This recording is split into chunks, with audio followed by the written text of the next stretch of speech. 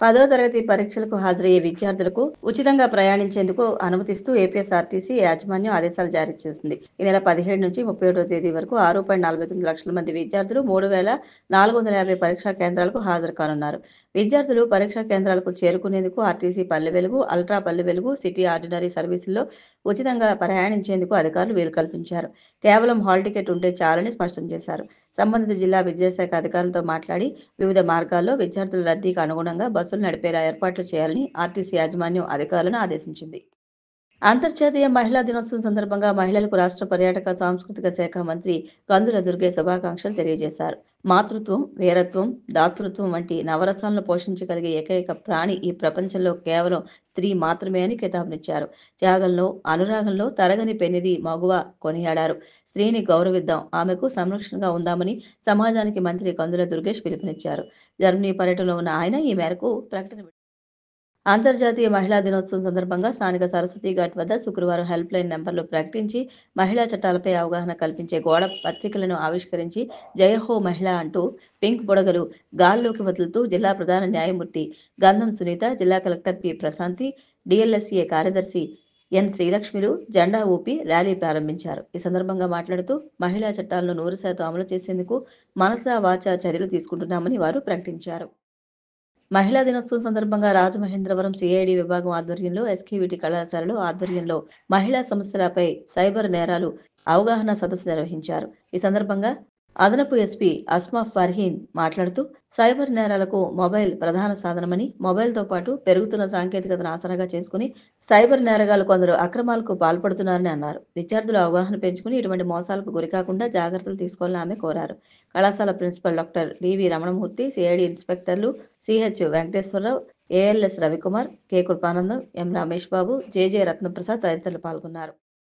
అంతర్జాతీయ మహిళా దినోత్సవాన్ని పురస్కరించుకుని బీజేపీ 8వ మండల అధ్యక్షులు నందివాడ సత్యనారాయణ ఆధ్వర్యంలో స్థానిక కోట్లింగాలపేటలో స్థానికంగా పనిచేస్తున్న మహిళా పారిశుధ్య కార్మికులు, ఆశా కార్యకర్తలు, ఏఎన్ఎంలకు సత్కారం చేశారు. రాష్ట్ర ఉపాధ్యక్షురాలు రేలంగి శ్రీదేవి, జిల్లా పూర్వ అధ్యక్షులు బొమ్మల దత్తు, రాష్ట్ర కార్యవర్గ సభ్యులు అడవాల రామకృష్ణ, జిల్లా ప్రధాన కార్యదర్శి Bora Ramachandra Rao, BJP media cell convener Veera Veeranjaneyulu, Kakarala Pavan Kumar, మాజీ కార్పొరేటర్ మర్రి దుర్గా శ్రీనివాస్, జనసేన నాయకులు శంకర బుజ్జి, యాళ్లం మూర్తి తదితరులు పాల్గొన్నారు.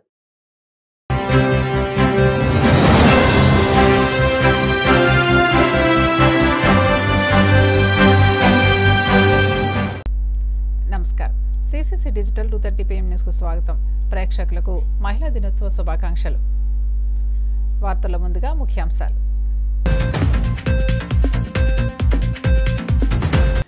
జగన్ అసమర్థ పాలన, అసంబద్ధత నిర్ణయాల వల్ల పోలవరం ప్రాజెక్టు 5 ఏళ్లు నిలిచిపోయింది. శాసన మండలిలో ధ్వజమెత్తిన మంత్రి నిమ్మల. తండ్రి పదవిని అడ్డుపెట్టుకుని జగన్ భారీగా అక్రమాస్తులు సంపాదించారు. ప్రభుత్వ విప్ తాడేపల్లిగూడెం ఎమ్మెల్యే బొలిశెట్టి శ్రీనివాస్ ధ్వజం. రాష్ట్ర ప్రయోజనాల విషయంలో ఎక్కడా రాజీ పడొద్దు. పార్లమెంటు మలివిడత బడ్జెట్ సమావేశాల నేపథ్యంలో వైసీపీ ఎంపీలకు జగన్ దిశానిర్దేశం. రాష్ట్ర అప్పులపై పచ్చి అబద్ధాలు చెప్పిన కూటమి నేతలు తక్షణమే క్షమాపణ చెప్పాలి.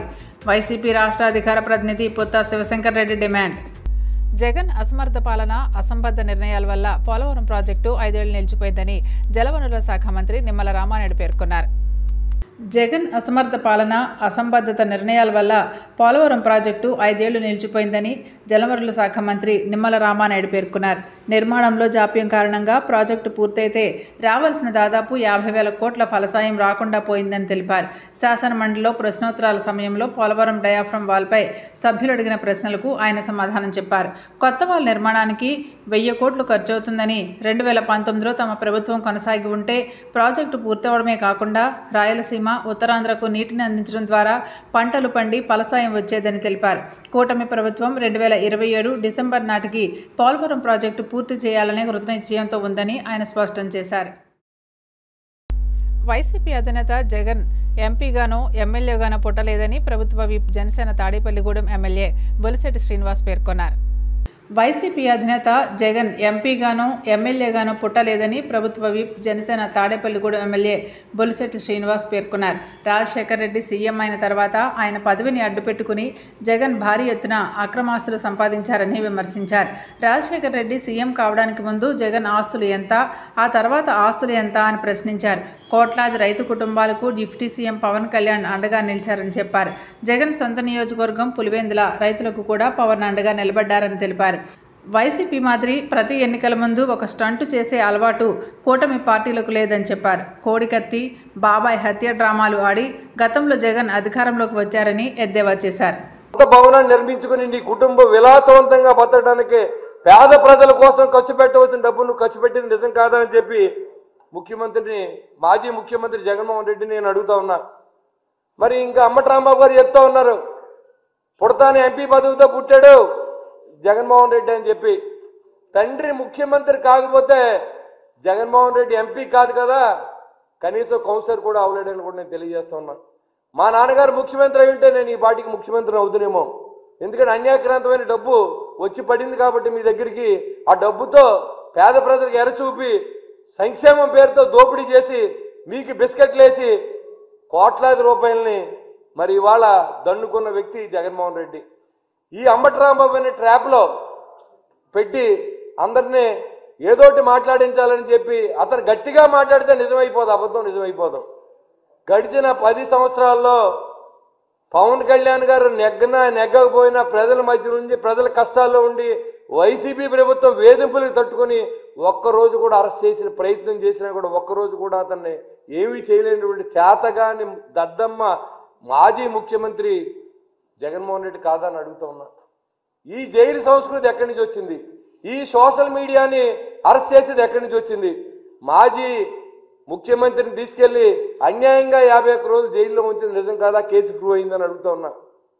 ఎంతోమంది పట్టాభి లాంటి తెలుగుదేశం కార్యకర్తలను కానీ మాలాంటి వాళ్ళని కానీ ఎన్ని ఇబ్బందులు పెట్టిందో ప్రభుత్వం కూడా మీకు తెలియజేస్తా ఉన్నా. అలాంటి పరిస్థితుల్లో నువ్వు నోటికి ఏదో వస్తే అది మాట్లాడతావు. పక్కన ఉన్నటువంటి బొలిశెట్టి శ్రీనివాస్ గారు కానీ కొడతల రామకృష్ణ గారు కానీ ఏం మాట్లాడలేము. వీళ్ళిద్దరు నా పక్కన ఉన్నారు, ముగ్గురు ఒకసారి మాట్లాడలేము. అవకాశం ఉంటే మీడియా టైం ఇస్తే వాళ్ళు కూడా మాట్లాడతారు. నాదెండ్ల మనోహర్ గారు మా పార్టీకి నెంబర్ 2 పొజిషన్లో ఉన్న వ్యక్తి, పిఏసీ చైర్మన్. ఆయన్ని ఫాలో అవ్వాల్సిన అవసరం మాకుంది. ఎందుకంటే మా పార్టీ కష్టాల్లో ఉన్నప్పుడు మంచి ప్లానింగ్ చేసి గ్రౌండ్ వర్క్ లెవెల్లో వర్క్నంతా కూడా ఆయన భుజస్కంధాల మీద చేసుకున్నటువంటి నాదెండ్ల మనోహర్ గారి గురించి బియ్యం దొంగని మాట్లాడుతూ ఉన్నాం. నేను ఒకటే తెలియజేస్తా ఉన్నా, బియ్యం దొంగలంతా మీ పార్టీలో ఉన్నారు. చంద్రశేఖర్ రెడ్డి కానీ, రంగనాథ్ రాజు కానీ, లేకపోతే పేరు నాని కానీ, వీళ్ళందరూ అధికారాన్ని అడ్డం పెట్టుకొని మీరు విచారించుకోండి. కావాలంటే వెస్ట్ గోదావరి జిల్లాలో ఎన్ని గొడవలు ఉన్నాయి, గొడవలు ఎంత ట్రాన్స్పోర్ట్ ఛార్జెస్ ఇచ్చారు, రైస్ మిల్లర్ దగ్గర నుంచి ఎన్ని గ్రాముల రైస్ మీరు ఎక్స్ట్రా తీసుకున్నారో కూడా మీరు విచారణ చేసుకోవాల్సిందిగా నేను ఛాలెంజ్ ఇస్తూ ఉన్నా. నాదెండ్ల మనోహర్ గారు వచ్చిన తర్వాత ఆ సివిల్ సప్లైస్ శాఖ వన్ని తెచ్చిన వ్యక్తి ఇవాళ కాకినాడలో అక్రమ రవాణా ఆపి ప్రయత్నంలో కానీ, ఈ గొడవల్లో జరిగి దొంగతనాన్ని కానీ, పీడిఎస్ రైస్ని ఏదో రకంగా రీసైక్లింగ్ కాకుండా ఆపిన వ్యక్తి నాదెండ్ల మనోహర్ గారు. అందుకు ఆయన బియ్యం దొంగని పిలుస్తూ ఉన్నాడు. నేను ఒకటి అడుగుతున్నా, నువ్వు మంత్రిగా చేశావు, నీటిపారుదల మంత్రిగా చేసి క్యూసెక్కి అర్థం తెలియదంట, డయఫర్మాల్ అంటే అర్థం తెలియదంట. అట్లీస్ట్ గుంటూరు జిల్లాలో పంటకాలలో సిల్ట్ దించావని అడుగుతా ఉన్నా. నువ్వు మాట్లాడుతూ ఉన్నావు. ఈరోజు మంత్రి పదవి పోయిన తర్వాత, ఎమ్మెల్యేగా ఓడించిన తర్వాత, ఇన్ఛార్జ్గా కూడా తీసేసిన తర్వాత ఈరోజు నాదెండ్ల మనోహర్ గారిని విమర్శిస్తూ ఉన్నాం. డిబేట్కి రండి మనోహర్ గారు, మేము మాట్లాడతాం, మీరు కూడా రావచ్చు, అసెంబ్లీలో కూర్చుందాం, మేం చేసిన అక్రమాలు ఉంటే సభలో తేల్చుకుందాం రండి. సభకు వస్తే ప్రతిరోజు మాట్లాడిన దాంట్లో రాష్ట్ర ప్రయోజనాల విషయంలో ఎక్కడా రాజీ పడొద్దని, రాష్ట్ర సమస్యలపై పార్లమెంటు ఉభయ సభల్లో పార్టీ ఎంపీలు గట్టిగా గళం వినిపించాలని వైసీపీ అధినేత మాజీ ముఖ్యమంత్రి జగన్మోహన్ రెడ్డి ఆదేశించారు. రాష్ట్ర ప్రయోజనాల విషయంలో ఎక్కడ రాజీ పడొద్దని, రాష్ట్ర సమస్యలపై పార్లమెంటు ఉభయ సభల్లో పార్టీ ఎంపీలు గట్టిగా గళం వినిపించాలని వైసీపీ అధినేత మాజీ ముఖ్యమంత్రి జగన్మోహన్ రెడ్డి ఆదేశించారు. ఈ నెల 10వ తేదీ నుంచి పార్లమెంటు మలివిడత బడ్జెట్ సమావేశాల నేపథ్యంలో పార్టీకి చెందిన లోక్సభ, రాజ్యసభ సభ్యులతో జగన్మోహన్ రెడ్డి క్యాంప్ ఆఫీసులో సమావేశమయ్యారు.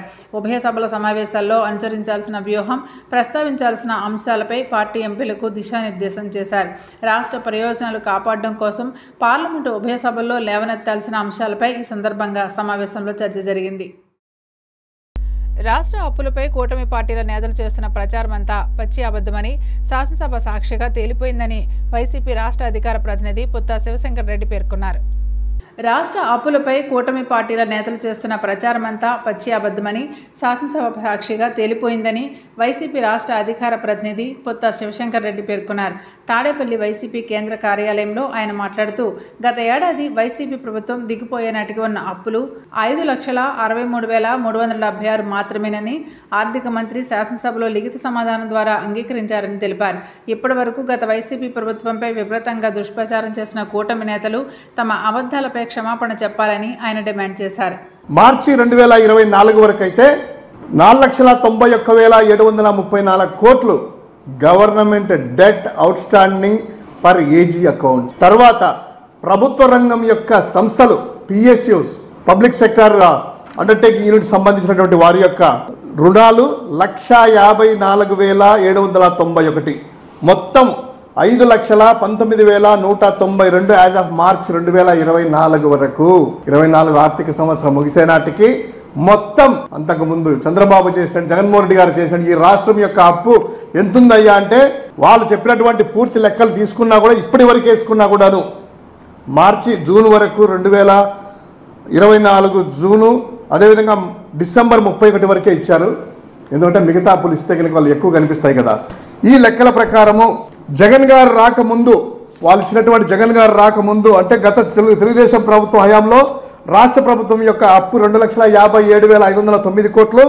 ప్రభుత్వ గ్యారంటీలు 2019 జగన్ గారు రాకముందు 49,442, మొత్తముగా 3,06,951 కోట్లని వాళ్ళు ఇచ్చినటువంటి లెక్కలు.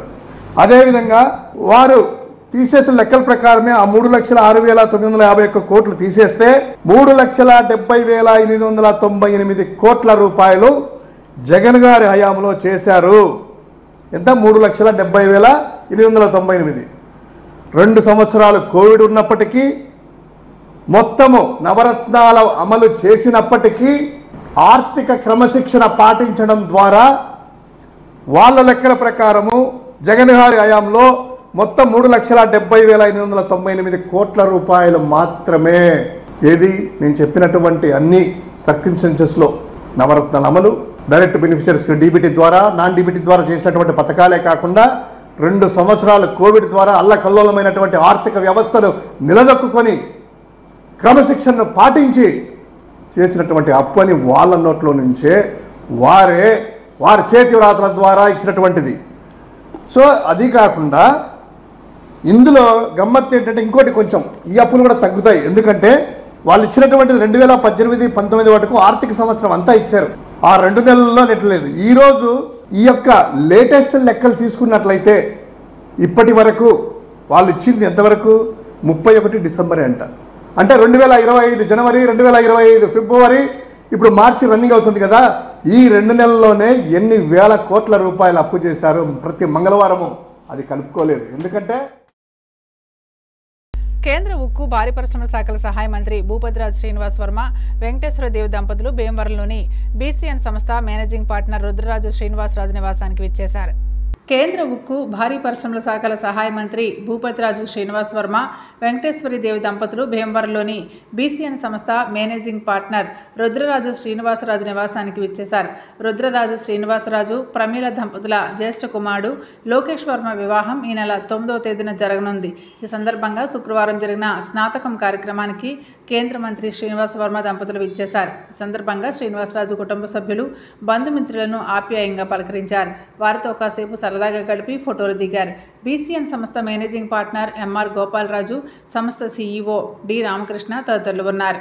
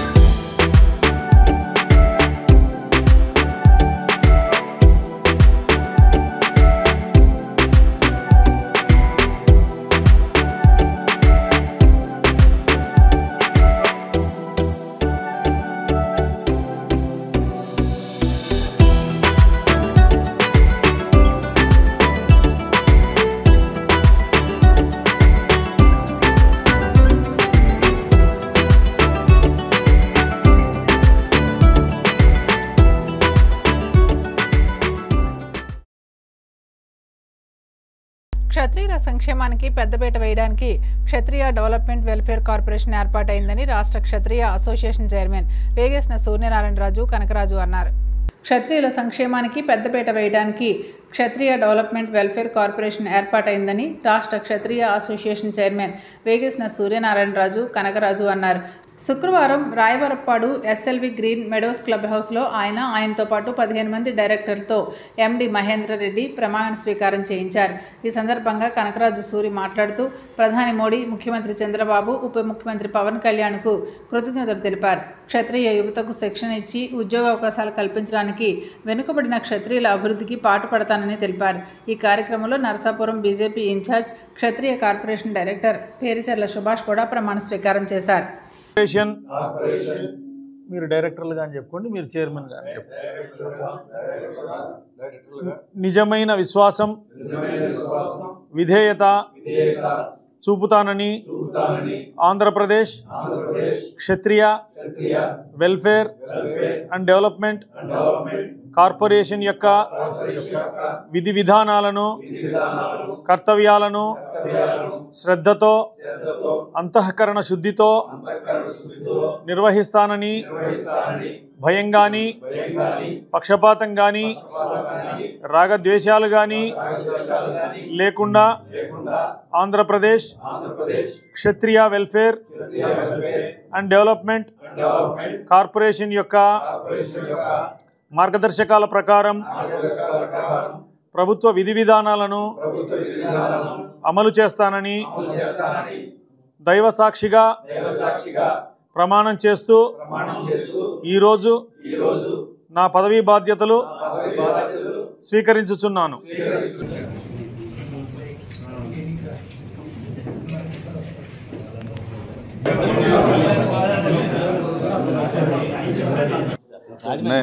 నమస్తే.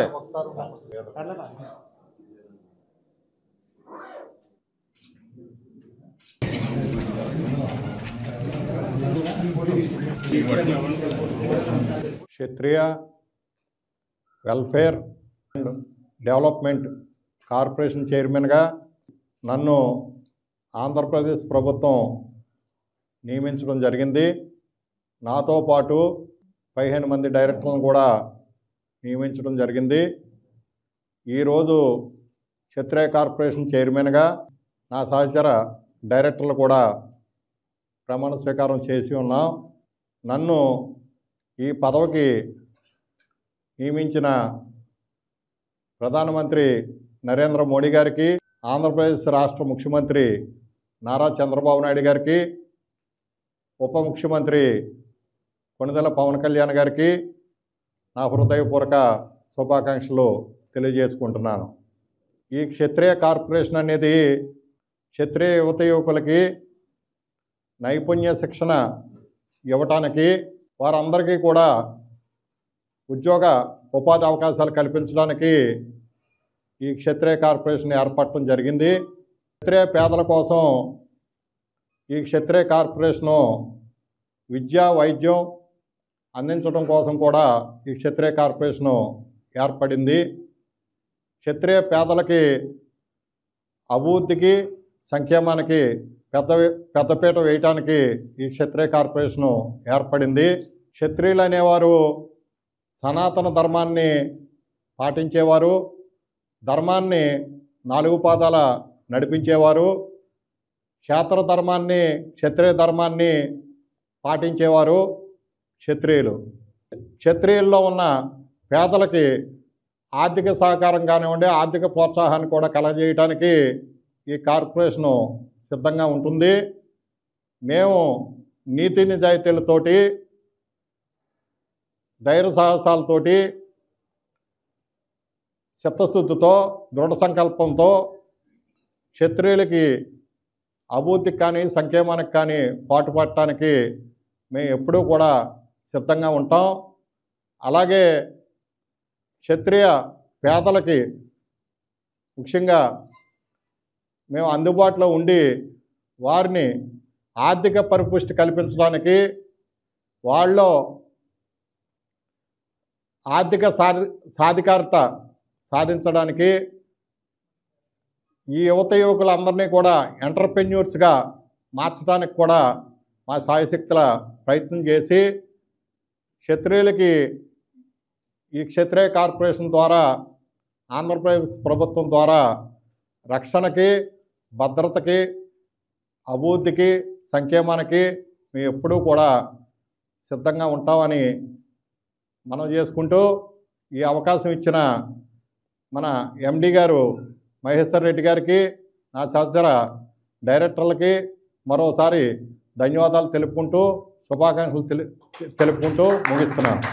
ఈరోజు ఆంధ్రప్రదేశ్ క్షత్రియ వెల్ఫేర్ అండ్ డెవలప్మెంట్ కార్పొరేషన్ చైర్మన్గా మా వెంకటేశ్వర సూర్యనారాయణరాజు చైర్మన్గా ప్రమాణ స్వీకారం చేయటం, అలాగే డైరెక్టర్గా మీ అందరూ కూడా ఈరోజు ఛార్జ్ తీసుకోవడం జరిగింది. ఈ సందర్భంగా క్షత్రియ సోదరులు ఇందాక సూర్యనారాయణరాజు గారు మాట్లాడడం జరిగింది. క్షత్రియ సోదరులందరికీ కూడా అండదండలుగా మా కార్పొరేషన్ అంతా ఉంటుందని చెప్పేసి తెలియజేసుకుంటూ, అలాగే ఎడ్యుకేషన్గా కానీ, హెల్త్గా కానీ, స్కిల్ డెవలప్మెంట్ విషయాల్లో కానీ మేమందరూ కూడా ఆయన చైర్మన్ గారు అండదండలుగా ఉండి ఆయనకి సహకరిస్తూ క్షత్రియ సోదరులందరికీ కూడా సహకరిస్తామని చెప్పేసి ఈ సభముఖంగా తెలియజేసుకుంటూ, నెల్లూరు నగరంలోని పార్కుల్లో ఏర్పాటు చేసిన జిమ్ ఎక్విప్మెంట్, క్రీడా సామాగ్రి అభివృద్ధి పనులను మంత్రి నారాయణ పరిశీలించారు. నెల్లూరు నగరంలోని పార్కుల్లో ఏర్పాటు చేసిన జిమ్ ఎక్విప్మెంట్, క్రీడా సామాగ్రి అభివృద్ధి పనులను మంత్రి నారాయణ పరిశీలించారు. నగరంలోని 5వ డివిజన్ పరిధిలోని ఎస్వీఆర్ పార్క్, 14వ డివిజన్ పరిధిలోని మాగుంట సుబ్బరామిరెడ్డి పార్కులో ఏర్పాటు చేసిన జిమ్ ఎక్విప్మెంట్ని ఆయన పరిశీలించారు. ఈ సందర్భంగా ఆయన మాట్లాడుతూ నగరంలోని అన్ని పార్కులను ఆధునీకరించి పూర్వ వైభవం తీసుకొస్తున్నట్టు తెలిపారు. జూన్ 12లోగా నగరంలోని అన్ని పార్కులను అత్యాధునిక వసతులతో అందుబాటులోకి తెస్తున్నట్టు తెలిపారు. రాష్ట్రంలోని 123 మున్సిపాలిటీల్లో గ్రీన్ కార్పొరేషన్ ద్వారా పార్కులను అభివృద్ధి చేయనున్నట్లు ఆయన వెల్లడించారు. ఈరోజు నెల్లూరు తీసుకుంటే 2014-19లో దాదాపు నెల్లూరులో ఉన్న అన్ని పార్కులను యాక్చువల్గా చక్కగా డెవలప్ చేసి పిల్లలకి ప్లే ఎక్విప్మెంటు, జిమ్ ఎక్విప్మెంట్ ఏర్పాటు చేశాం. అయితే గత ప్రభుత్వం వాటిని కంప్లీట్గా వదిలేసి అసలు ఆ ఎక్విప్మెంట్ అంతా స్ట్రక్ అయిపోయింది. స్ట్రక్ అయిపోయి ముక్కాలు భాగం ఎక్విప్మెంట్ అసలు పనిచేయట్లా. అక్కడ తీగేసి కట్టేశారు, తీగలేసి కట్టారు. అంటే పిల్లలు ఎక్కడ దాన్ని ఎక్కుతారా అని తీగేసి కట్టారు. అంత దరిద్రంగా గత ప్రభుత్వం యాక్చువల్గా పరిపాలన చేసింది. ఉన్న డబ్బులన్నీ డైవర్ట్ చేయటం. అయితే మళ్ళీ ఈ ప్రభుత్వం రాగానే మళ్ళీ పార్కులన్నిటి యాక్చువల్గా నేను అన్నీ తిరిగాను, దాదాపు మెజార్టీ పార్కులు తిరిగాను. అటు కమిషనర్ గారికి, అధికారులందరికీ కూడా ఇన్స్ట్రక్షన్ ఇచ్చా. నాకు మే నెల లోపల పిల్లలకి మళ్ళా స్కూల్స్ తీసే లోపల, అది జూన్ 12 స్కూల్స్ ఇస్తారు. జూన్ 12 స్కూల్స్ తీసే లోపల నెల్లూరులో ఉన్న అన్ని పార్కులు మళ్ళా వాటిలన్నింటినీ రెనోవేట్ చేయాలా, అప్గ్రేడ్ చేయాలి అని ఇన్స్ట్రక్షన్ ఇవ్వటం. అదేవిధంగా స్కూల్స్లో ఎక్కడైతే ప్లే గ్రౌండ్స్ ఉన్నాయో అన్ని ప్లే గ్రౌండ్స్లో కూడా వాళ్ళకి పిల్లలకి ప్లే ఎక్విప్మెంట్ జిమ్ పెట్టమన్నాను. దాన్ని కూడా మొదలుపెట్టారు. అధికారులు కూడా ఎంతో వేగవంతంగా చేస్తున్నారు. ఇప్పుడే ఎస్వీఆర్ పార్క్ ఒకటి వచ్చాను. అక్కడ పిల్లల ఆనందానికి అద్దులు లేదు, పేరెంట్స్ యొక్క ఆనందానికి అద్దులు లేదు. దాదాపు ఒక 50 మంది పిల్లలు ఆడుకుంటున్నారు. నెల్లూరులో ఉన్న అన్ని పార్కుల్ని అప్గ్రేడ్ చేస్తున్నాం. అప్గ్రేడ్ ఏదైతే ఎక్విప్మెంట్ పూర్తిగా స్ట్రక్ అయిపోయిందో అది ఇప్పుడు మెయింటైన్ చేస్తుంటే చెడిపోవు. మెయింటైన్ చేయకుండా గాలికి వదిలేస్తేనే అవి డ్యామేజ్ అవుతాయి. సో గత ప్రభుత్వం వల్ల వాడు ఒకటి అన్నారు, ఇలా మధ్యలో ఎప్పుడో మేము పార్కుల పండుగ చేస్తామని. మాటలు కాదండి, చేతలు చేసి చూపించాలా. ప్రజలు చూస్తూ ఉంటారు. ప్రజలు అమాయకులు కాదు, ఏం చేస్తున్నారా, మాట చేస్తున్నారు లేదనేది. కాబట్టి ఈరోజు ఖచ్చితంగా తెలుగుదేశం ప్రభుత్వం రాష్ట్రంలో అన్ని మున్సిపాలిటీలో హై ప్రయారిటీ గ్రీనరీకి ఇస్తున్నాం. అందుకని గ్రీన్ కార్పొరేషన్ అని మన రాష్ట్రంలో స్పెషల్గా ఉంది ఒక కార్పొరేషన్. ఆ కార్పొరేషన్ ఆధ్వర్యంలో అన్ని పార్కులను యాక్చువల్గా మోడర్నైజ్ చేయడానికి ఈరోజు ప్రయత్నిస్తున్నాం. ముఖ్యమంత్రి గారు కూడా ఫస్ట్ ప్రయారిటీ ఆయన గ్రీనరీకి ఇస్తారు. ఫస్ట్ ముఖ్యమంత్రి అయినప్పుడు గ్రీన్ అండ్ క్లీన్ అని పెట్టారు. అది కూడా యాక్చువల్గా కూడా పర్మిషన్ ఇచ్చారు. అది కూడా స్టార్ట్ అవుతుంది. అదే డ్రింకింగ్ వాటర్ కూడా ఏదైతే 165 కోట్లు మనకు అటుకో నుంచి రావాలో దాన్ని ప్రభుత్వం ఈ నెలాఖరికి ఇస్తా ఉన్నది. ఏప్రిల్ 1st వీక్ 2nd వీక్లో ఇవ్వంగానే drinking water plus underground 2 కూడా వేగవంతం చేస్తానని మీ అందరూ తెలియజేస్తూ ఇది మాటల ప్రభుత్వం కాదు, చేతల ప్రభుత్వం. 2014-19 లాగా ఖజానా కానుంటే ఈ వరకు ఈ 9 నెలల్లోనే చాలా వర్క్ చేసేసి ఉన్నాం. ఖజానా లేదు, మొన్నటిదాకా బడ్జెట్ లేదు, ఇప్పుడే బడ్జెట్ పెట్టారు, మొన్న బడ్జెట్ పెట్టింది. అందువల్ల రాబోయే 1 ఇయర్లో మేజర్ వర్క్స్ నెల్లూరు యొక్క 54 డివిజన్ల కార్పొరేషన్లో ఉండేవి వేగవంతంగా చేస్తాను. నెల్లూరు ప్రజలు వార్తలు ముగించే ముందు ముఖ్యాంశాలు మరోసారి. జగన్ అసమర్థ పాలన, అసంబద్ధత నిర్ణయాల వల్ల పోలవరం ప్రాజెక్టు 5 ఏళ్లు నిలిచిపోయింది. శాసన మండలిలో ధ్వజమెత్తిన మంత్రి నిమ్మల. తండ్రి పదవిని అడ్డుపెట్టుకుని జగన్ భారీగా అక్రమాస్తులు సంపాదించారు. ప్రభుత్వ విప్ తాడేపల్లిగూడెం ఎమ్మెల్యే బొలిశెట్టి శ్రీనివాస్ ధ్వజం. రాష్ట్ర ప్రయోజనాల విషయంలో ఎక్కడా రాజీ పడొద్దు. పార్లమెంటు మలివిడత బడ్జెట్ సమావేశాల నేపథ్యంలో వైసీపీ ఎంపీలకు జగన్ దిశానిర్దేశం. రాష్ట్ర అప్పులపై పచ్చి అబద్ధాలు చెప్పిన కూటమి నేతలు తక్షణమే క్షమాపణ చెప్పాలి. వైసీపీ రాష్ట్ర అధికార ప్రతినిధి పుత్తా శివశంకర్ రెడ్డి డిమాండ్. సమాప్తం. నమస్కారం.